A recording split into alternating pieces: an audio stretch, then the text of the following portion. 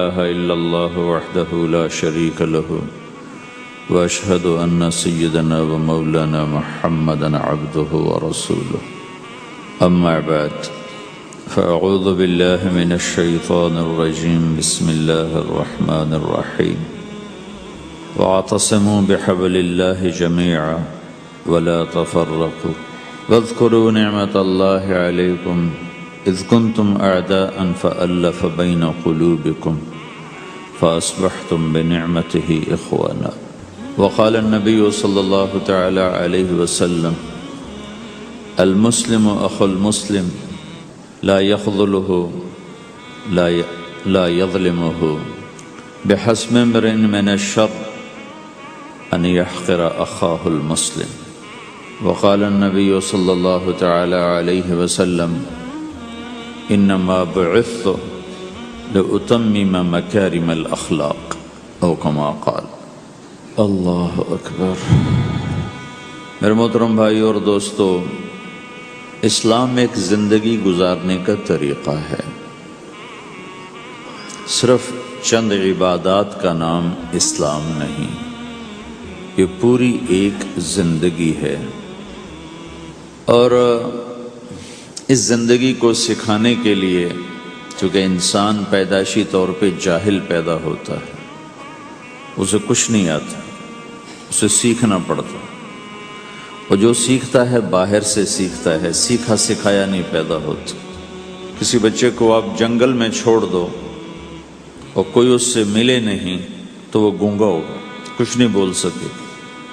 لیکن آپ چڑیا کے بچے کو تنہا چھوڑ دو، کوئی چڑیا اس سے ملاقات نہ کرے تو وہ اپنی زبان ہی بولے گا، اپنی زبان میں بولے گا۔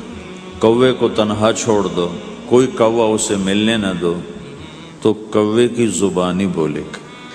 لیکن انسان کو گجراتی کا بچہ پنجابیوں میں چھوڑ دو تو گجراتی بھول جائے گا، پنجابی بولے گا۔ پنجابیوں کا بچہ گجراتیوں میں چھوڑ دو تو وہ پنجابی نہیں بولے گا، وہ گجراتی بولے گا۔ اور کوئی بھی نہ اس سے ملے، اسے تنہا چھوڑ دو تو وہ کچھ بھی نہیں بول سکے گا، گونگا ہوگا۔ تو انسان جو کچھ سیکھتا ہے باہر سے سیکھتا ہے، اور چونکہ امتحان کی جگہ ہے تو باہر دونوں چیزیں موجود ہیں، غلط بھی صحیح بھی، دونوں جنس بازار میں موجود۔ انسان کے علاوہ جتنی مخلوق ہے ان میں غلط کرنے کا کوئی سسٹم ہی نہیں ہے، وہ غلط کر ہی نہیں سکتے، جو کرتے ہیں ٹھیک کرتے۔ انسان کے اندر دونوں سسٹم ہیں، فَأَلْهَمَهَا فُجُورَهَا وَتَقْوَاهَا، یہ دونوں نظام لے کے چلتا ہے۔ اسلام کو سیکھنا پڑتا ہے، اور اسلام کے لیے جو سب سے بڑا سرمایہ ہے، جیسے آپ بازار میں جاتے ہو، دکان کھولتے ہو، پھیری لگاتے ہو، تو اس کے لیے پیسہ چاہیے، ڈالر چاہیے۔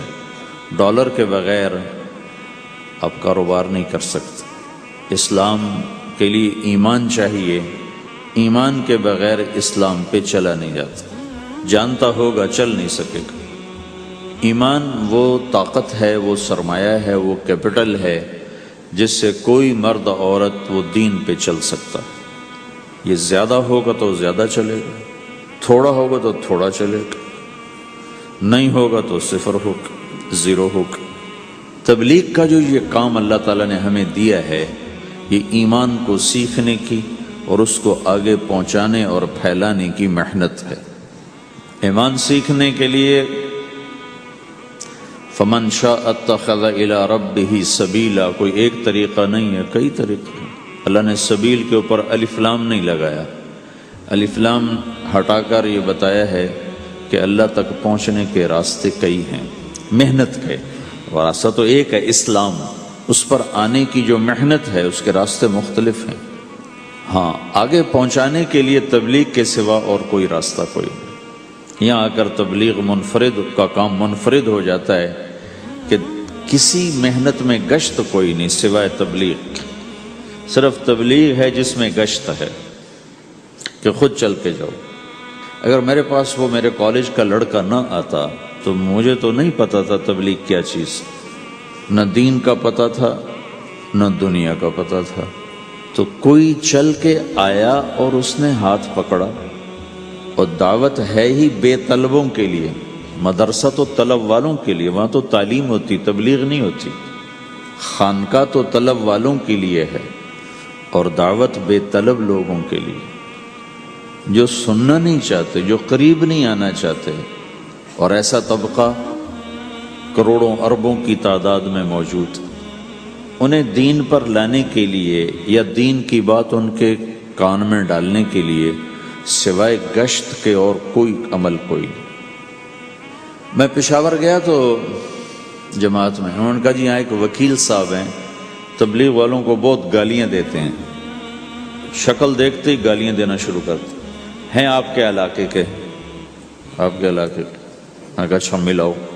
پشاور میں رہتا تھا، وکالت کرتا تھا، میرے علاقے کا میاں چنو ایک چھوٹا سا ٹاؤن ہے وہاں کا تھا، میں اس کے قریب تلمبا ایک چھوٹا سا ٹاؤن ہے میں وہاں۔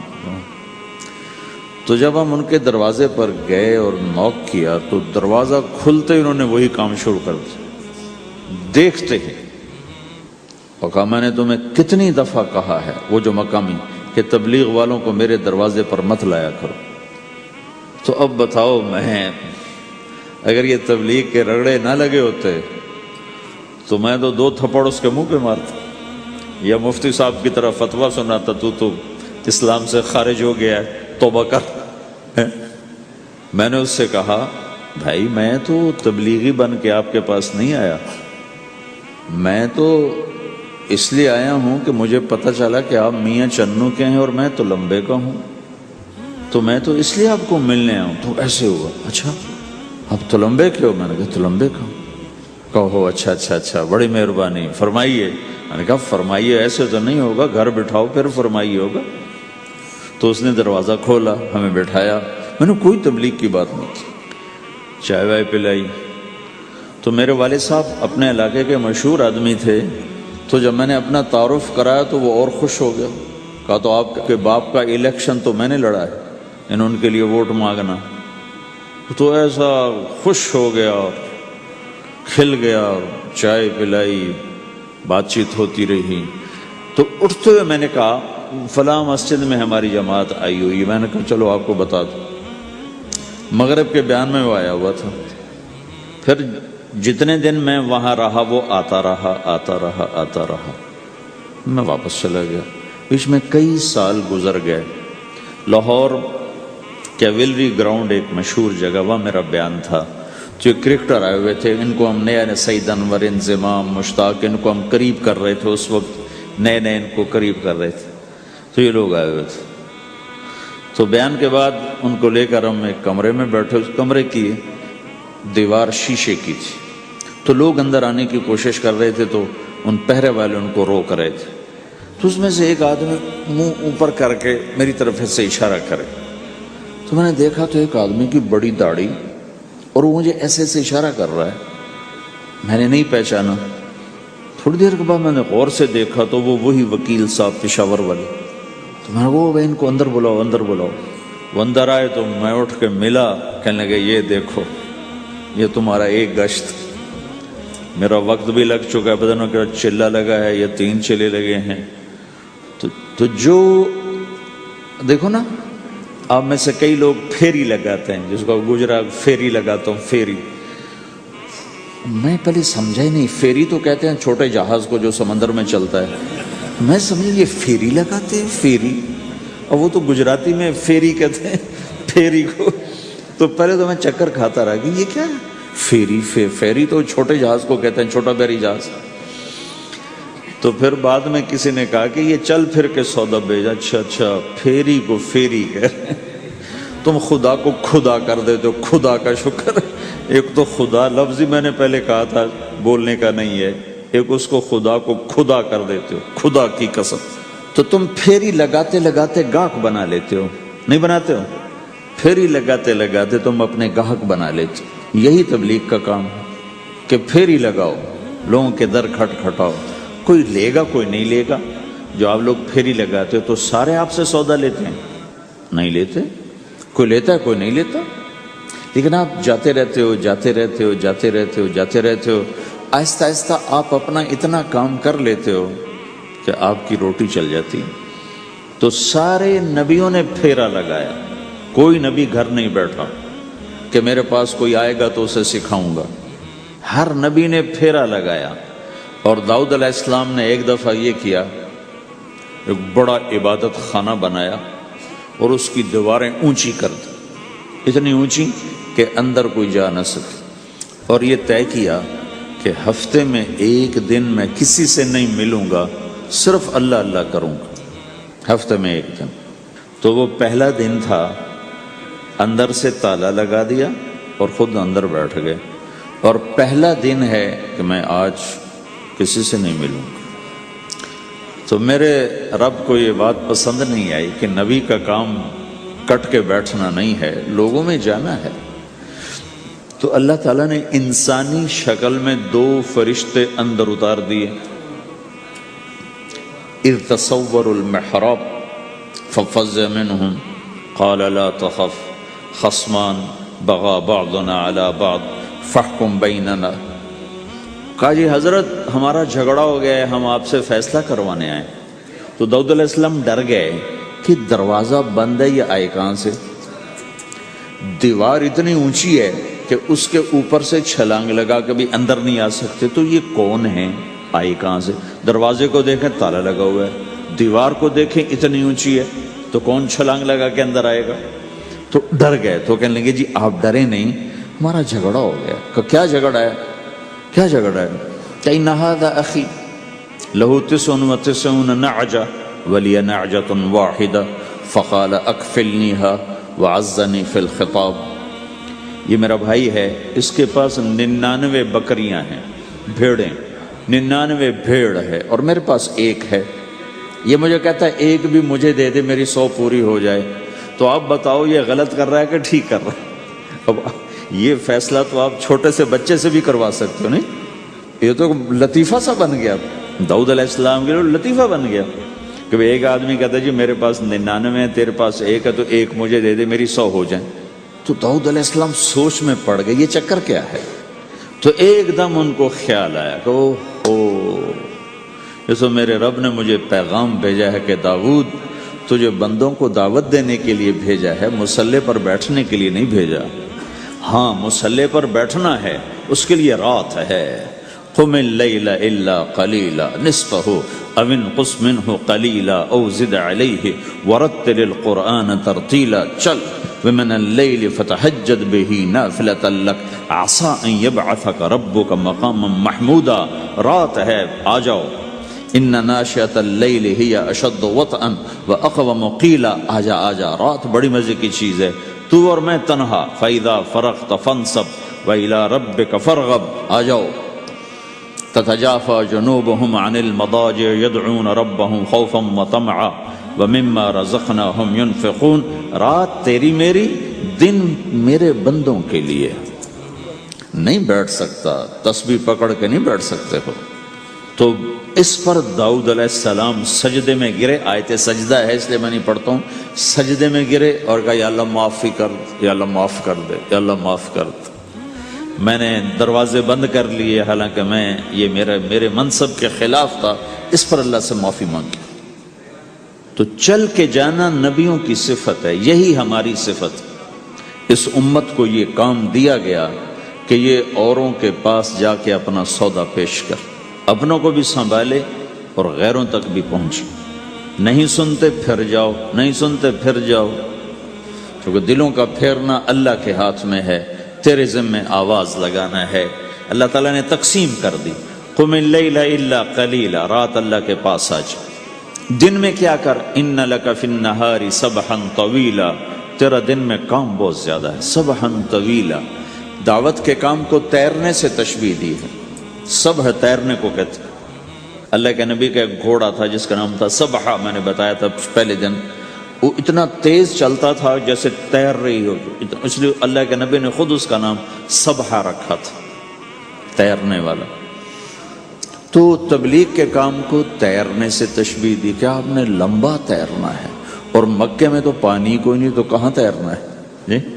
سارے مکے میں پانی کا قطرہ کوئی نہیں زمزم کے کنویں کے سوا، تو تیرنا کہاں ہے؟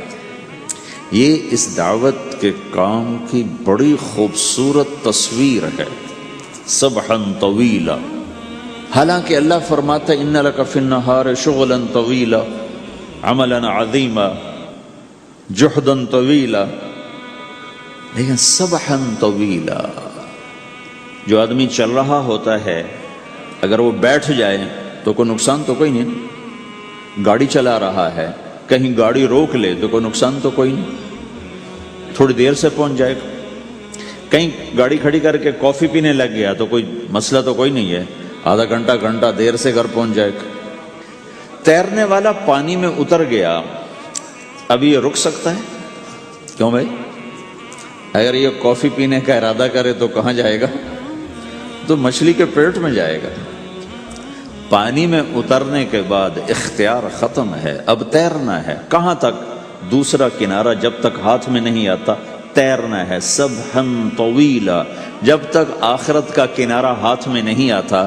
اے میرے نبی، تجھے دعوت کا کام کرتے ہی رہنا ہے، کرتے ہی رہنا ہے، کرتے ہی رہنا ہے، تیری چھٹی کوئی نہیں۔ سبحا میں یہ اشارہ تھا کہ چھٹی کوئی نہیں، یہ موت تک کا کام ہے۔ وَاعْبُدْ رَبَّكَ حَتَّى يَأْتِيَكَ الْيَقِينُ۔ آئے ہائے، جب یہ آیت اتری یا ایھا المدثر قم فانذر وربک فکبر، اے میرے محبوب اٹھ جا، اٹھ جا، میرا پیغام سنا، تو لیٹا ہوا ہے۔ تو اس پر آپ نے کہا خدیجہ انقطع ایام النوم والراحہ، میرے آرام کے دن چلے گئے، میرے سونے کے دن چلے گئے، میرے رب نے مجھے کہا ہے اٹھ جا اور میرا پیغام سنا۔ تو اس وقت تو کوئی جاننے والا نہیں تھا، تو پہلے آپ چپ کے بات فرما رہے تھے، پھر اللہ نے کہا کھل کے کہہ، تو پھر آپ نے کہا میں خدیجہ میں کس کو کہوں، میری کون سنے گا، من ادعو من یستجیب۔ تو حضرت خدیجہ نے عرض کی یا رسول اللہ آپ دعوت دینے میں پہل کریں، میں لبیک کہنے میں پہل کرتی ہوں۔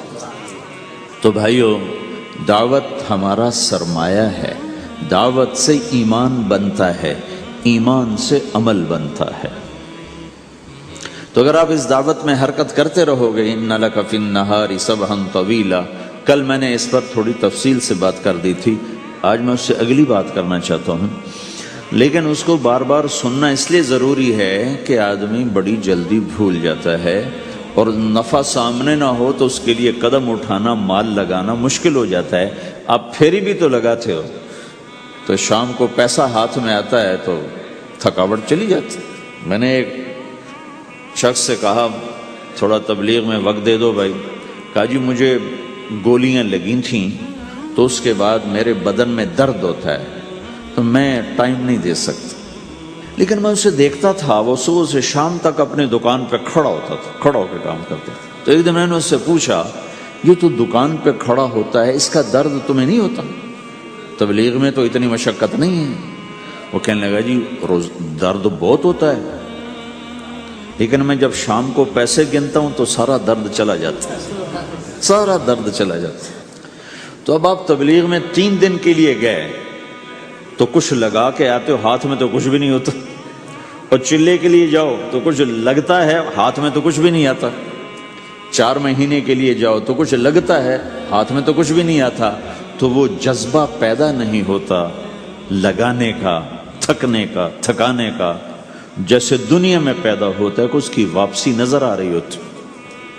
تو اس لیے بار بار ضرورت ہے اس کو سننے اور سنانے کی کہ اللہ نے اس امت کو یہ منصب دیا ہے، کنتم خیر امت اخرجت للناس، تم سب سے بہترین امت ہو، تمہیں نکالا گیا ہے۔ کیا کرتے ہو؟ تأمرون بالمعروف وتنہون عن المنکر وتؤمنون باللہ، بھلائی کی بات کرتے ہو، برائی سے روکتے ہو، صلہ مجھ سے لیتے ہو، تؤمنون باللہ، صلہ مجھ سے لیتے ہو، اللہ پہ ایمان لاتے ہو۔ کل بھی میں نے کہا تھا کہ ہر مسلمان کے ذمے دعوت ہے، عمل کرے یا نہ کرے۔ آج پھر اس کو دوہرا رہا ہوں کہ عمل کرے یا نہ کرے، اوروں کو دعوت دینا ہر مسلمان کے ذمے ہے۔ اللہ تعالیٰ نے بنو اسرائیل کے بارے میں کہا میری تم پہ لعنت ہے، لعن الذین کفروا من بنی اسرائیل علی لسان داود و عیسیٰ ابن مریم، اے داود، اے عیسیٰ، ان پر لعنت بھیجو۔ کتنا سخت اللہ کا فرمان ہے۔ اچھا کیوں، کس لیے؟ اللہ نے دو جرم بتائے۔ ذَلِكَ بِمَا عَصَوْا وَكَانُوا يَعْتَدُونَ، یہ بہت نافرمان ہو چکے ہیں، بہت نافرمان ہو چکے ہیں۔ ایک اس کی وجہ سے ان پر اللہ کی لعنت۔ دوسرا کیا ہے؟ کانوا لا یتناہون عن منکر فعلوہ، جو گناہ خود کر رہے ہوتے ہیں اس سے اوروں کو نہیں روکتے۔ کانوا لا یتناہون، نہیں روکتے تھے، عن منکر، اس گناہ سے، فعلوہ، جسے وہ خود کر رہے ہوتے تھے۔ تو اس سے پتہ چلا کہ اگر کوئی نافرمانی بھی کر رہا ہے تو کسی کو اگر دیکھتا ہے نافرمانی کرتے تو اسے سمجھانا اس کے ذمے ہے۔ اللہ یوں کہہ رہا ہے کہ کم وقت خود تو برائی کر رہا تھا تو کسی کو روکتا تو صحیح۔ دونوں ہی کام نہیں کیے، نہ خود چھوڑا نہ کسی اور کو روکا۔ تو بھائیو، حرکت کرتے رہنا، اس حرکت میں بڑی طاقت ہے۔ ساری کائنات حرکت میں، اگر رک جائے تو تباہی۔ زمین حرکت کر رہی ہے، سورج حرکت کر رہا ہے، چاند ستارے، ہر شے حرکت میں۔ تمہاری زمین 66,000 کلومیٹر فی گھنٹہ کی رفتار سے روزانہ بھاگی جا رہی۔ پتہ چلا کہ پاناما بمیں دونوں سمندروں کے 66,000 کلومیٹر فی گھنٹہ کی رفتار سے دوڑا جا رہا ہے۔ تمہارا سورج 6 لاکھ میل 9 لاکھ کلومیٹر فی گھنٹہ کی رفتار سے دوڑتا جا رہا ہے۔ حرکت کے ساتھ زندگی ہے، حرکت ختم ہوگی زندگی ختم ہو جائے گی۔ اب لوگوں نے حرکت کی، اپنے ملکوں کو چھوڑ کر آئے، اللہ نے آپ کو روزگار دے دیا، باعزت روزگار دے دیا۔ تو بھائیو، اللہ کے دین کے لیے حرکت کرتے رہنا، عمل بھی آ جائے گا انشاءاللہ۔ ایک دن دیکھو گے زندگی بدلے گی۔ ہمارے بزرگ تھے، ساتھی فوت ہو گئے، تو ان کا بیٹا PIA میں کیپٹن تھا، جہاز اڑاتا تھا۔ تو انہوں نے کہا بیٹا نماز پڑھ لیا کر۔ کہا ابا فرصت نہیں ملتی، بہت کام ہوتے۔ کہا اچھا چلو نماز کے وقت ایک آدمی کو دعوت دے دیا کر، 5 نمازیں ہیں، 5 دفعہ دعوت دے دیا کر۔ وہ کہنے لگا میں دعوت دوں؟ خود تو میں پڑھتا نہیں، دوسرے کو کیسے دعوت دوں؟ کہا بیٹا ایک تو میری مان لے، نماز کا انکار کیا ہے تو یہ تو مان لے کہ چلو کسی کو کہہ دیا کر کے بھائی نماز پڑھا کرو۔ کہا چلو یہ تو آسان ہے، میں کہہ دوں گا۔ تو اس نے اپنے ابا کی بات مان لی، ہر نماز پہ 1-2 کو کہہ دیتا بھائی نماز پڑھا کرو۔ اس کے والد فوج میں جرنیل تھے، یہ کیپٹن تھا، دونوں کی ملاقات نہیں ہوئی۔ 6 مہینے بعد باپ بیٹا کی ملاقات ہوئی تو دیکھا تو کپتان صاحب کی داڑھی بھی اور ماتھے پہ محراب بھی۔ انہوں نے کہا بیٹا یہ کیا ہوا؟ کہا آپ نے مجھے پھنسا دیا۔ وہ جب میں لوگوں کو کہتا رہا تو میرے اپنے اوپر اثر ہونا شروع ہو گیا کہ میں اپنے آپ کو ملامت کرنے لگا کہ اوروں کو تو کہہ رہا ہے، خود تو پڑھتا نہیں۔ کہا اس نے مجھے کھڑا کیا اور میں نماز پہ آیا۔ پھر ایک دن شیو کرنے لگا، شیشے میں کھڑا دیکھ رہا تھا تو میں نے کہا جب اللہ کو سجدہ کر رہا ہوں تو چہرے پہ نبی کی سنت بھی ہونی چاہیے۔ تو میں نے سیفٹی بھی پھینک دی، میں داڑھی بھی رکھ لی۔ تو تبلیغ کا کام کرتے رہنا، ہم فرشتے نہیں بن سکتے۔ ایک دفعہ ایک آدمی نے میرے اوپر بڑی چڑھائی کی، تم تبلیغ والے منافق ہو، کہتے کچھ ہو کرتے کچھ ہو، تمہارے قول اور فعل میں بہت فرق، بہت۔ جب ان کا غصہ اتر گیا تو میں نے ان سے کہا بھائی 100 نمبر تو اللہ نے بھی نہیں مانگے، آپ کیوں مانگتے ہو؟ اللہ نے کہا ہے فمن ثقلت موازینہ، جس کی نیکیاں بڑھ جائیں گی گناہ تھوڑے ہوں گے تو پاس کر دوں گے۔ تو 100 نمبر تو اللہ نے بھی نہیں کہا کہ ایک گناہ تیرے کھاتے میں نہیں ہونا چاہیے، 100/100 نمبر لے گا تو جنت دوں گا، نہیں تو ریپٹ مار کے جہنم میں ڈالوں گا۔ تو 100 نمبر تو اللہ بھی نہیں مانگتا، اسے پتہ ہے میرا بندہ کمزور ہے، کبھی گناہ کرے گا کبھی نیکی کرے گا۔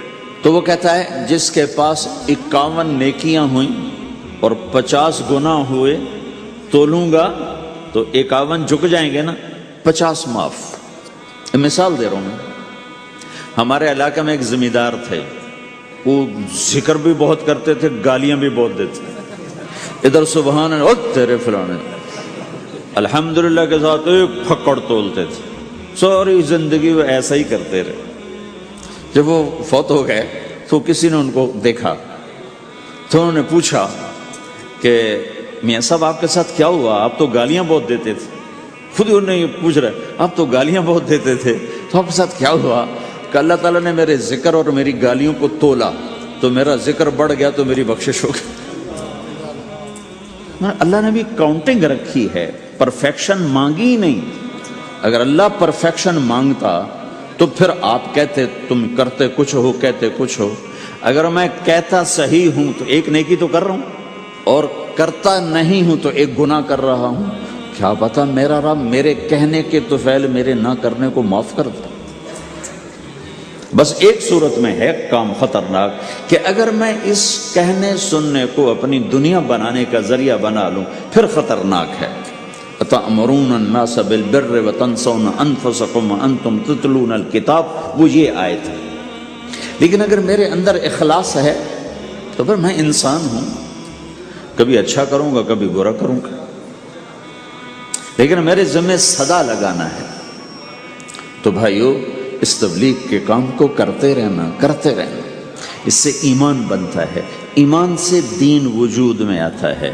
دین کے دو حصے ہیں، ایک عبادات ہے جس میں نماز سب سے اہم ہے، پھیری پہ ہو گھر پہ ہو نماز نہ چھوڑو۔ رمضان کے روزے ہیں، اللہ پھر رزق زیادہ دے دے، حج کرو، زکوٰۃ دو، لیکن عبادات بڑی محدود ہیں اور اس میں کثرت اللہ نے مطالبہ بھی نہیں کیا، بلکہ اللہ تعالیٰ نے اس میں اعتدال ہی کو پسند فرمایا ہے۔ اللہ تعالیٰ نے ہمارے نبی لمبی لمبی نمازیں پڑھتے تھے تو اللہ تعالیٰ نے روک دیا کہ ما انزلنا علیک القرآن لتشقی، میرے نبی میں نے تمہیں قرآن اس لیے نہیں دیا کہ تو لمبی لمبی نمازیں پڑھ کے تھکتا رہے، درمیان نہ چل۔ اللہ کے نبی نے تبلیغ میں زیادہ زور دکھایا تو اللہ نے اس پر بھی کہا فلا تذهب نفسك عليهم حسرات، اتنا غم نہ کیا کر کے تو خود ہی ہلاک ہو جائے، نہیں ایسا نہ کر۔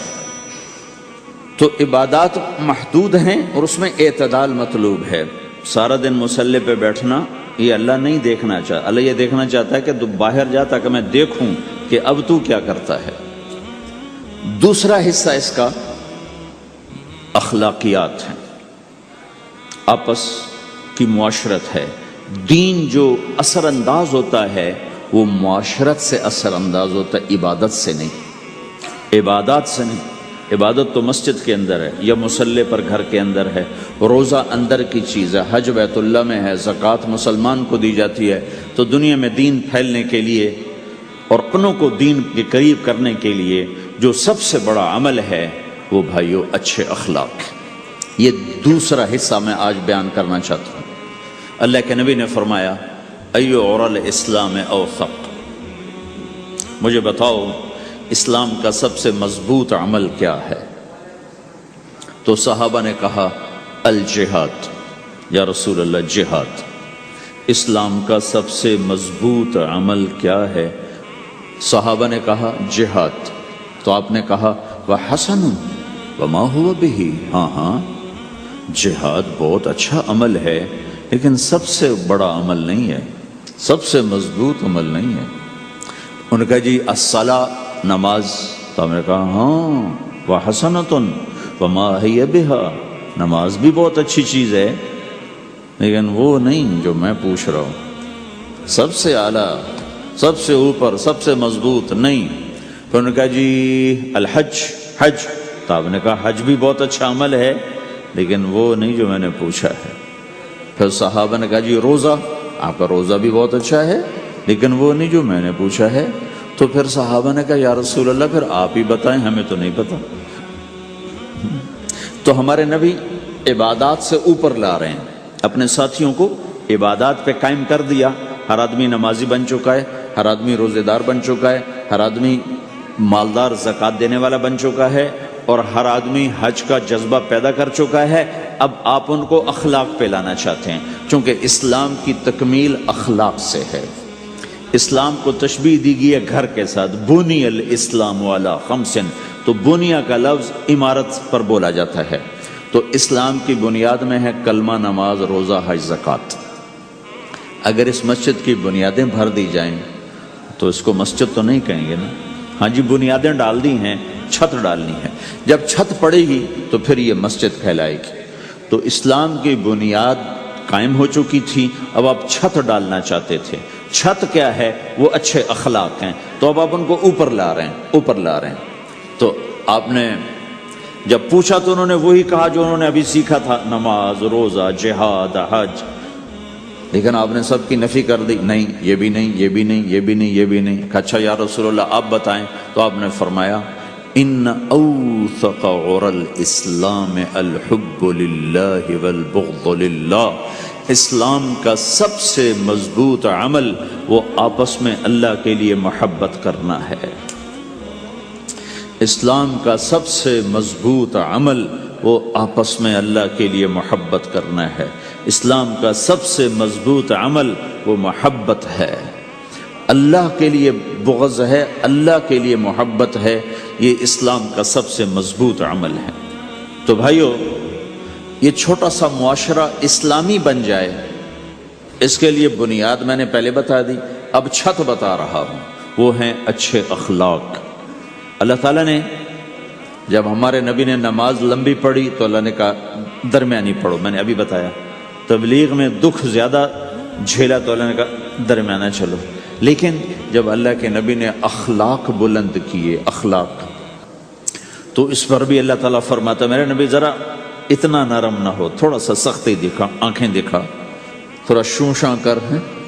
تو میرے رب نے کیا کہا؟ واہ، میرے رب نے آپ کے اخلاق کی جیسی تعریف کی ہے، آپ کے کسی عمل کی ایسی تعریف نہیں کی۔ نماز کو کہا معتدل، اعتدال، دعوت کو کہا اعتدال، اور اخلاق کو کیا کہا؟ انک لعلی خلق عظیم، اور اس کو طاقت پہنچائی قسم اٹھا کے، نون، پھر قسم اٹھائی قلم کی جو علم کا ذریعہ ہے، والقلم وما یسطرون، مجھے قسم ہے قلم اور اس کی تحریر کی، ما انت بنعمت ربک بمجنون وان لک لاجرا غیر ممنون۔ ان دو آیتوں کو چھوڑ کر اگلی جو آیت آ رہی وانک لعلی خلق عظیم، اے میرے محبوب میں قسم اٹھاتا ہوں قلم اور اس کی تحریر کی، تیرے اخلاق بڑے عالی شان ہیں۔ یہ نہیں کہا تیرے اخلاق بڑے عالی ہیں، انک لعلی، علا، علا کا یہاں بہت عظیم الشان کردار ہے۔ علا یہ بتا رہا ہے کہ اے میرے نبی، جتنے اخلاق تصور کیے جا سکتے ہیں وہ سب تیرے تابع ہو چکے ہیں، اور تو ان پہ سوار ہو چکا ہے، تو ان پہ چھا چکا ہے۔ علا چھا جانے کے لیے ہوتا ہے کہ تمام اخلاق تیرے غلام ہو چکے ہیں۔ ایک دفعہ آپ نے فرمایا اچھے اخلاق 360 قسم ہیں، 360 قسم، 360 صفات کا مجموعہ اچھے اخلاق۔ کوئی ایک صفت کسی کو مل گئی تو جنت میں چلا جائے گا۔ تو ابو بکر رضی اللہ عنہ سامنے بیٹھے تھے، کہنے لگے یا رسول اللہ افی منہا شیء، ان 360 میں کوئی میرے اندر بھی کچھ ہے؟ تو آپ نے کہا تیرے اندر سارے کا سارا، کوئی کمی کوئی نہیں، پورے۔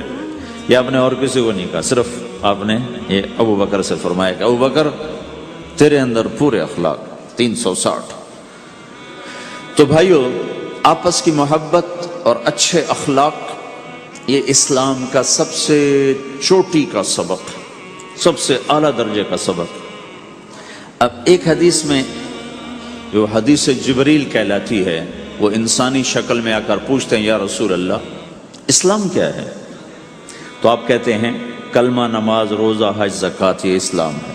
یہی سوال اب آخری حج کا موقع آ چکا ہے، اب اسلام 9 سال آگے، 10 سال آگے جا چکا ہے اور اس کی شکل مکمل ہو چکی ہے۔ تو عمر بن عبسہ رضی اللہ تعالیٰ عنہ یہ آخری حج کے موقع پر آپ سے ملتے ہیں اور آ کر یہ آپ سے پوچھتے ہیں یا رسول اللہ مل اسلام؟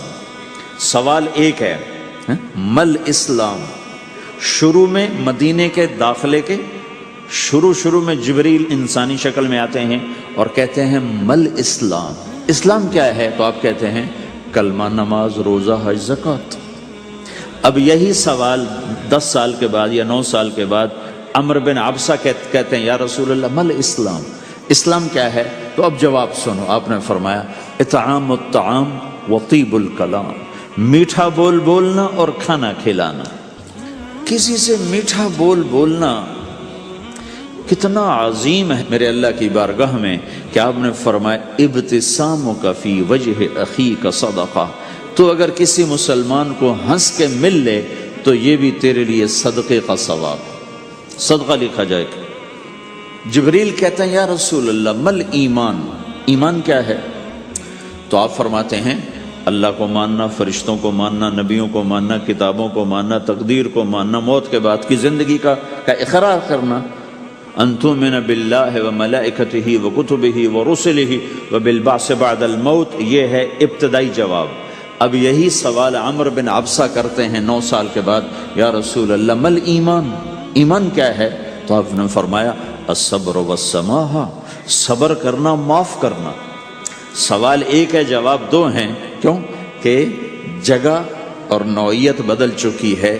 ابتدائے اسلام ہے تو عبادات بتائی جا رہی ہیں، انتہائی اسلام ہے تو اخلاق بتائے جا رہے ہیں کہ اے عمر، ایمان کیا ہے؟ صبر کرنا، معاف کرنا، صبر کرنا، معاف کرنا۔ تو بھائیو، جو ہمارا معاشرہ بنے گا اسلامی، گھر میں باہر، وہ بنے گا اچھے اخلاق سے، عبادت سے نہیں، علم سے نہیں، تبلیغ سے نہیں، وہ بنے گا اچھے اخلاق سے، میٹھے بول بولنے سے، درگزر کرنے سے، معاف کرنے سے، سہ جانے سے، اور بازار میں سچائی، بازار میں میٹھا بول نہیں، وہ تو ہر تاجر مسکرا کے ملتا ہے، ہاں وہ تو کاروبار ہے مسکرانا۔ سچا بول، الصدق ینجی والکذب یہلک، میرے نبی نے فرمایا سچ نجات دیتا ہے اور جھوٹ ہلاک کر دیتا ہے۔ تو بازار کے اخلاق ہیں صحیح بولنا، صحیح تولنا، دھوکہ نہ دینا۔ میرے نبی سے پوچھا گیا یا رسول اللہ مسلمان بزدل ہو سکتا ہے، ڈرپوک؟ آپ نے کہا ہو سکتا ہے۔ کہ یا رسول اللہ مسلمان بخیل ہو سکتا ہے، بخیل کنجوس؟ آپ نے کہا ہو سکتا ہے۔ کہ یا رسول اللہ مسلمان جھوٹ بول سکتا ہے؟ جھوٹ نہیں بول سکتا۔ آپ نے فرمایا میں اپنے امت میں ہر عیب کی توقع رکھتا ہوں کہ میرا امتی ہر گناہ کر سکتا ہے لیکن 2 کام نہیں کر سکے گا اگر وہ میرا امتی ہے، ایک جھوٹ کبھی نہیں بولے گا، ایک دھوکہ کبھی نہیں دے گا۔ اور یہ دونوں کام ہمارے پورے عروج پر ہیں۔ تو مسلمان دھوکہ نہیں دیتا کسی کو، مسلمان جھوٹ نہیں بولتا۔ تو اللہ کے نبی نے یہ نہیں فرمایا جو نماز نہیں پڑھتا وہ میری امت میں سے نہیں، جو روزہ نہیں رکھتا میری امت میں سے نہیں ہے، زکوٰۃ نہیں دیتا میری امت میں سے، یہ نہیں کہا۔ آپ نے کہا من غش فلیس منا، جس نے کسی کو دھوکہ دیا وہ میری امت میں سے نہیں، میری امت سے خارج۔ تو آپ کی تجارت پاناما میں ایسی تجارت ہو کہ وہ اسلام کا بولتا ثبوت بن جائے۔ آپ کی جاب ہے تو ایسی ہو کہ پورا انڈونیشیا جو مسلمان ہوا ہے، مسلمان تاجروں کی تجارت سے مسلمان ہوا۔ ملائیشیا، انڈونیشیا، فلپائن، ان علاقوں میں جتنا اسلام پھیلا ہے یہ تاجروں کی محنت سے پھیلا ہے۔ کہاں کے تاجر؟ یمن کے عرب تاجر، ان کے عالی اخلاق، ان کا سچا بول، ان کا صحیح ترازو، اس نے لوگوں کے قلوب کو پھیر دیا کہ یہ پیسے کے غلام نہیں ہیں۔ تو ہماری تجارت اس لیے نہیں کہ ہم پیسہ بنائیں، ہماری تجارت اس لیے کہ ہم تجارت میں اللہ کے احکام زندہ کریں، جس میں سب سے بڑا حکم سچ بولنا ہے اور دھوکے سے بچنا ہے اور غلط کاروبار سے، غلط کام سے بچنا ہے۔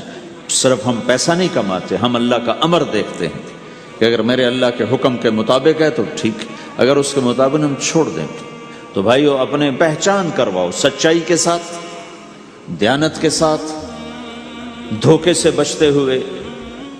ایک تاجر مجھے بڑے فخر سے بتا رہا، فیصل آباد کی بات، کہ جب میں صبح صبح قرآن پڑھ رہا تھا دکان پہ بیٹھا ہوا، کپڑے کا تاجر، تو ایک گاہک آ گیا، کہا جی آپ قرآن پڑھ رہے ہو، بھلے آدمی لگتے ہو، تو میں نے بیٹی کے جہیز کے لیے کپڑا خریدنا ہے، تو میں نے کہا آپ سے خرید لیتا ہوں۔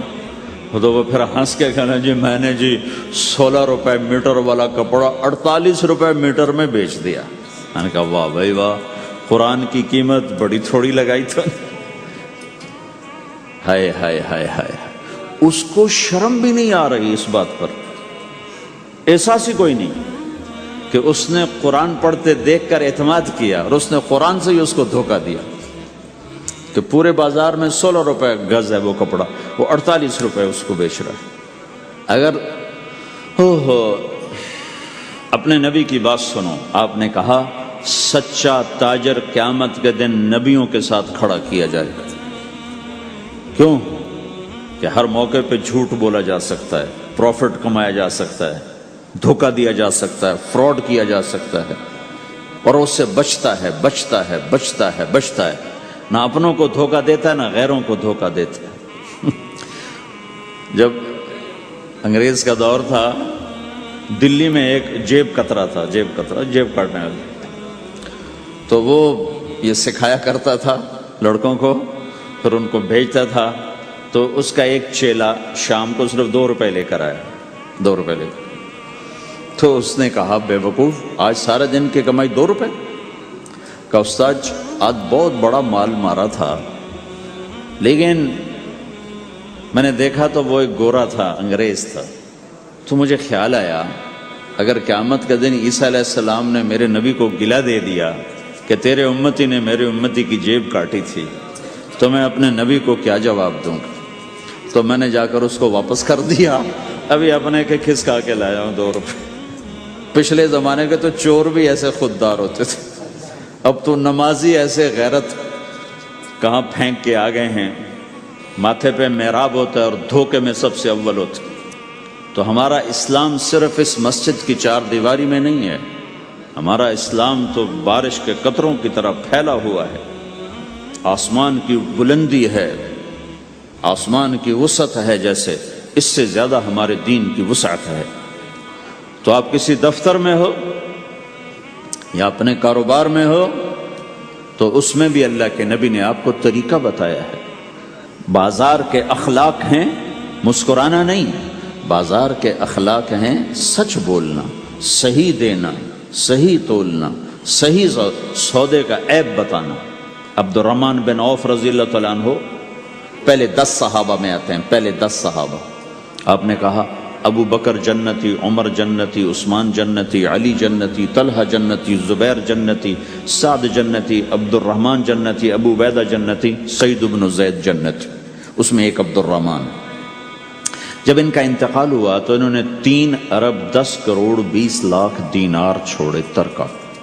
ہمیں تو بڑا بیوقوف بنایا گیا، کاغذ کو کرنسی بنا کے دے دے. کاغذ کرنسی تو سونا ہوتا ہے جی، کرنسی تو سونے اور چاندی کو کہتے ہیں، کاغذ کے ٹکڑے کو تو کرنسی نہیں کہتے.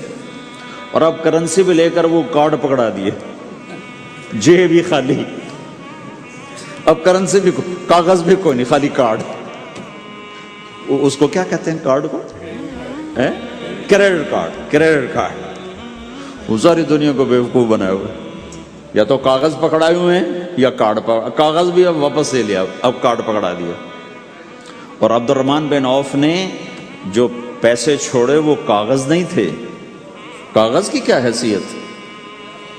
پاکستان میں روز چھپ رہے ہیں، کاغذ کی کیا حیثیت؟ 3 ارب 10 کروڑ 20 لاکھ دینار سونے کے. اور ایک سکہ دینار اس وقت 4.5 ماشے کا ہوتا تھا. اب اس کو ملٹی پلائی کرو اور پورا پاناما خرید لیں اس پیسوں سے. اور وہ ٹاپ لسٹ کے 10 10 صحابہ میں سے ایک. وہ فرماتے تھے میری تجارت کا یہ اصول رہا کہ میں نے کبھی ادھار نہیں خریدا، نہ کبھی ادھار بیچا، نہ کبھی ادھار خریدا. جو خریدے بھی ادھار اور بیچے بھی ادھار، اسے نیند کہاں آئی؟ دینے والے دیتے نہیں، لینے والے سر پہ کھڑے ہوتے. انہیں نہ بیوی اچھی لگتی نہ بچے اچھے لگتے، وہ گھر میں بیٹھ کے بھی گھر میں نہیں ہوتے.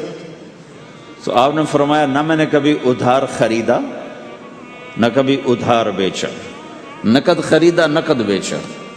دوسرا میرا اصول یہ رہا کہ میں نے کبھی سٹاک نہیں کیا، جب مجھے پروفٹ ملا میں نے فوراً بیچ دیا. انتظار نہیں کیا 1 ہفتے بعد بیچوں گا ریٹ بڑھ جائے گا. جس دن مجھے پروفٹ ملا 1 پیسہ بھی ملا تو میں نے فوراً بیچ دیا. تیسرا اصول یہ تھا کہ میرے سودے میں کوئی کمی یا عیب ہوتا تو میں اسے چھپاتا نہیں تھا، ظاہر کرتا تھا اس میں یہ کمی ہے، بھائی لینا تو لے لو نہیں لینا تو چھوڑ دو. ہماری تو تجارت بھی جنت کا راستہ ہے. مدینے کے لوگ ذمہ دارا کرتے تھے مکہ کے لوگ تجارت کرتے تھے، ان کی زراعت اور تجارت دین کے پھیلنے کا ذریعہ بن گئے۔ عبد الرحمن بن عوف رضی اللہ عنہ کا مال اللہ کے دین کے کام آیا، عثمان رضی اللہ عنہ کا مال اللہ کے دین کے کام آیا۔ جنگ تبوک میں 10,000 آدمیوں کا سامان حضرت عثمان اکیلے نے دیا۔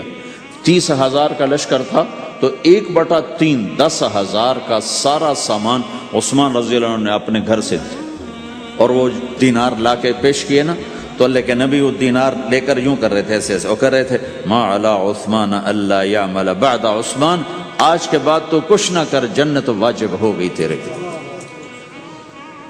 تو بھائیو، ہمارا دین صرف ہمیں عبادت نہیں بتاتا، بازار کی زندگی بتاتا ہے کہ مسلمان بازار میں کیسے ہوتا ہے۔ کسی کے ہاں ملازم ہے تو اس کی نوکری کیسی ہوتی ہے، اس کی دیانت کیسی ہوتی ہے، اس کا بول کیسا ہوتا ہے۔ وہ پیسے پہ قربان نہیں ہوتا، وہ پیسے کو ایمان پہ قربان کرتا ہے۔ تو آپ کی تجارت بھی دین کے پھیلنے کا ذریعہ بنے گی۔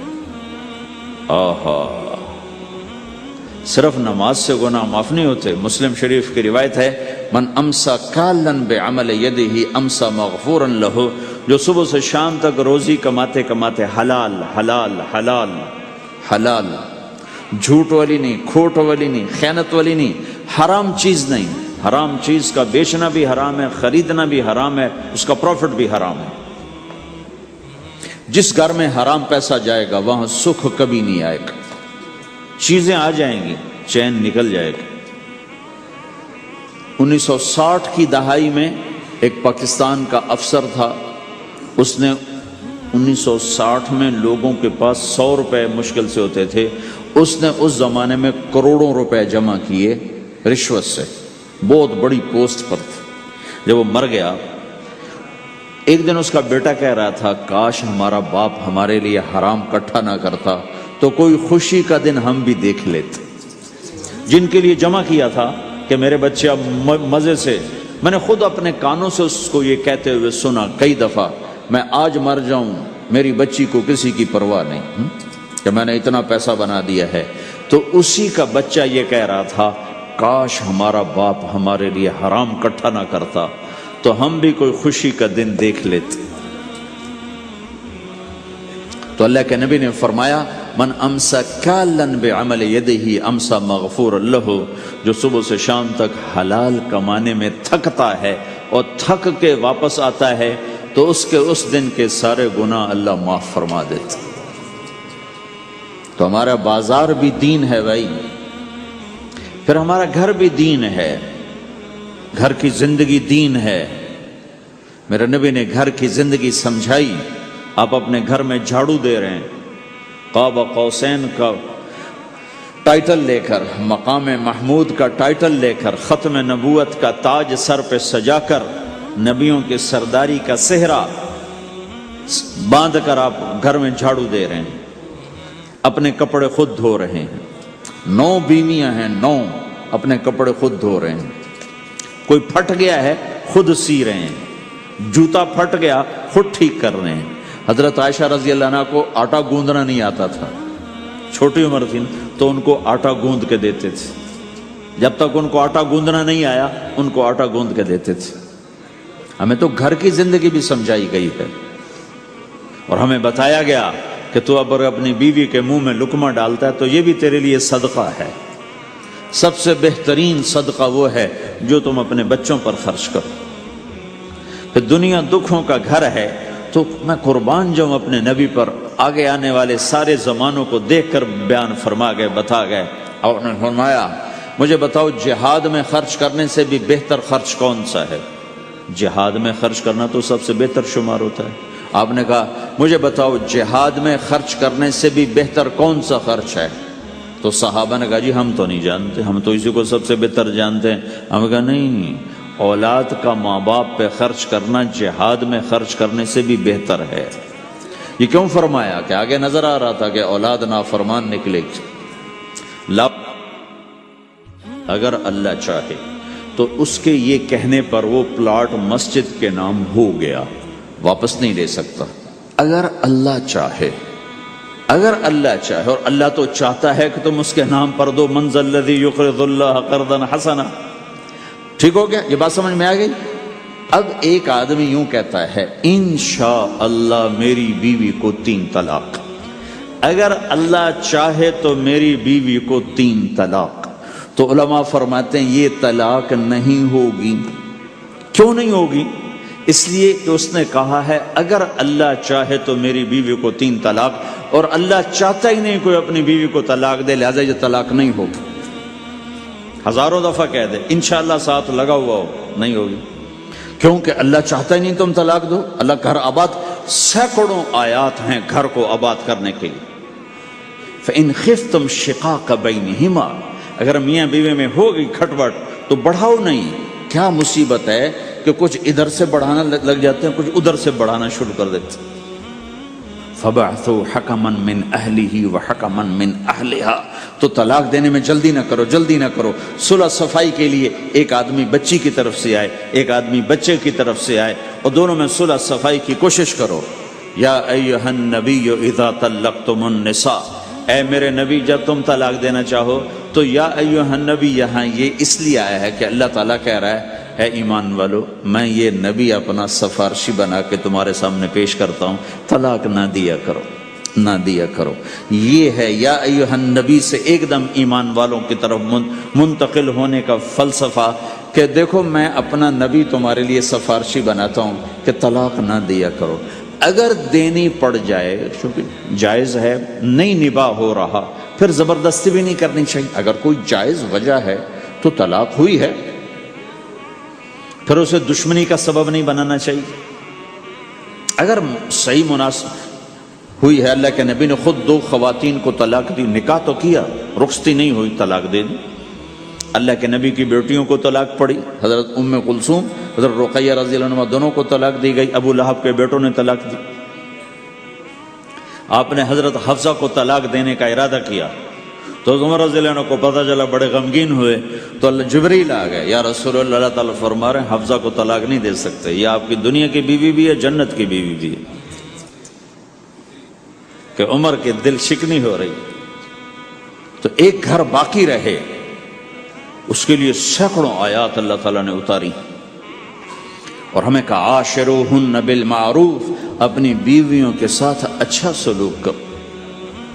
ہمیں خطاب، چونکہ مرد کسی کی بچی کو لے کے آتا ہے، لڑکا کسی کی بچی کو لے کے آتا ہے، اور وہ بچی ماں چھوڑتی، باپ چھوڑتی ہے، بھائی چھوڑتی ہے، بہنیں چھوڑتی ہے، سہیلیاں چھوڑتی ہے، سب کو چھوڑتی ہے، اور تیسرے دن اس کو تانے شروع ہو جاتے ہیں، اس کا تو دل ہی نہیں لگتا.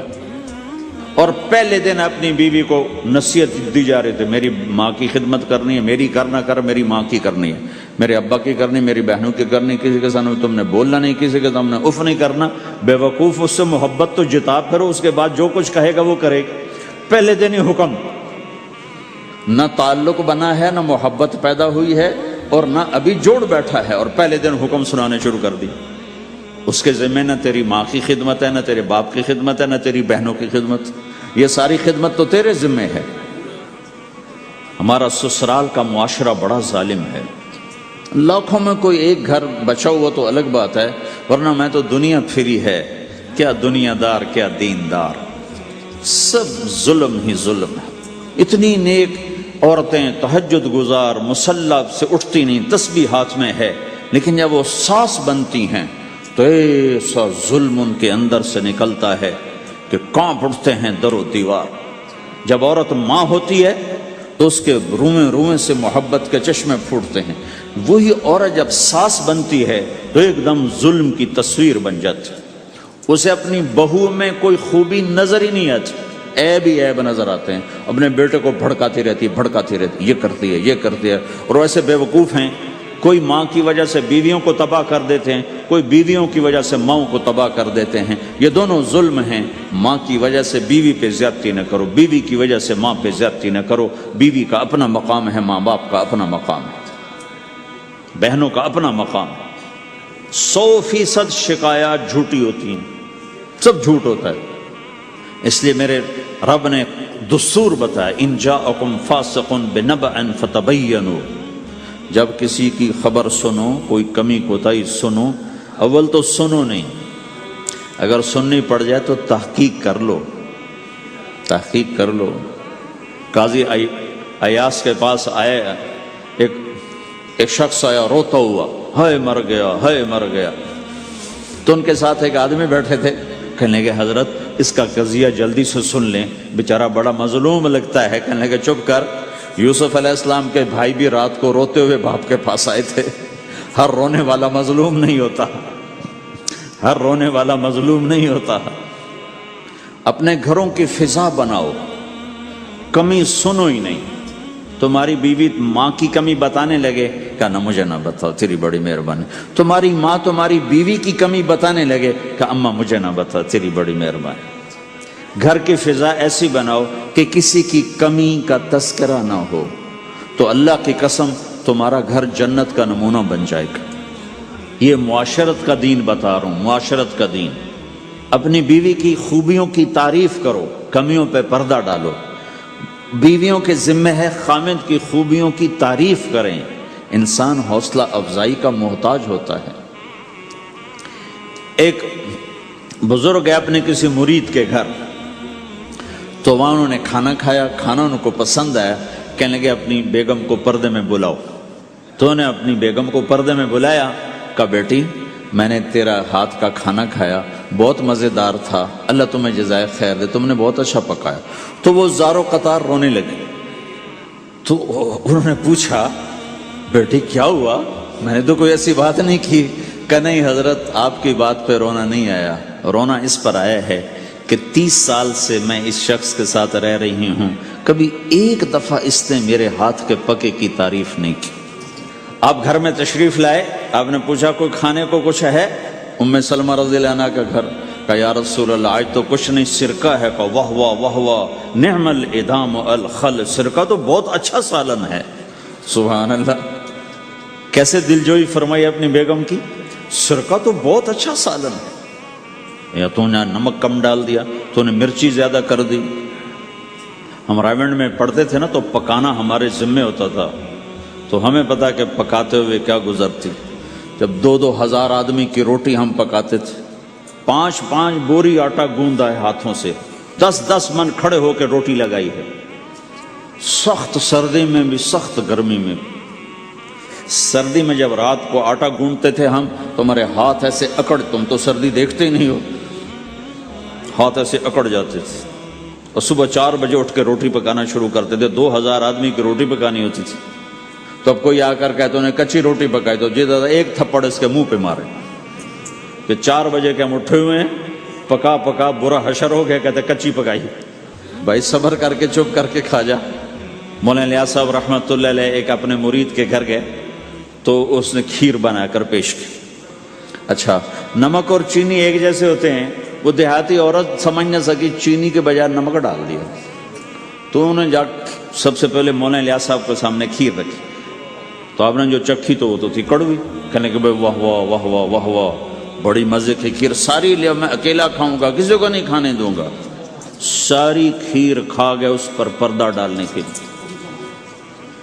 وہ تو جب انہیں کہا مولانا الیاس کا بچا ہوا تھوڑا سا میں جب چکھا تو کڑوا گیا، ہائے مر گئی، یہ تو سارا نمک ڈالا ہوا تھا۔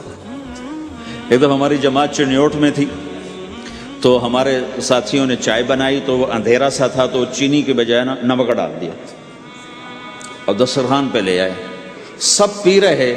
واللہ میں آنکھوں سے دیکھا بتا رہا ہوں، مولانا الیاس کا تو سنا بتا رہا ہوں، کسی ایک نے نہیں کہا کہ یہ کڑوی ہے، چپ کر کے پی رہے، چپ کر کے پی رہے، کسی ایک نے نہیں کہا۔ باہر ایک دیہاتی کھڑا تھا، تو میں نے اس کہا چاچا آتے نو چاہ پی ماما، وہ آ گیا، اس نے پہلا گھونٹ بھرا، ہوئے تھا کوڑی ہے، اس نے بانڈا پھوڑ دی۔ پھر سارے ساتھی ہنس پڑے کہ چاچا ہم نے تو پردہ ڈالنے کی کوشش کی تھی خدمت والوں پر تو نہیں پردہ چاک کر دیا، بانڈا پھوڑ دیا۔